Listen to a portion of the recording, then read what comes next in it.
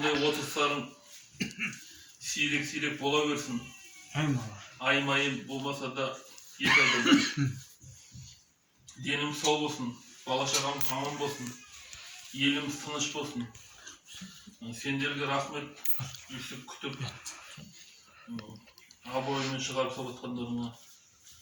Өзің қуаным осындай кластастар болғанына.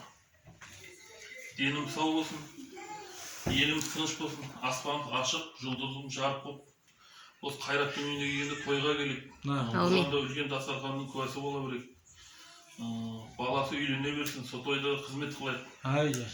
Денім сау болсын, әрбір шаңыраққа жақсылық, береке, несібесін келсін. Не дейміз? Аламыз. Құдалар отыр екен, адайша айтпақшы, оң болсын дейді.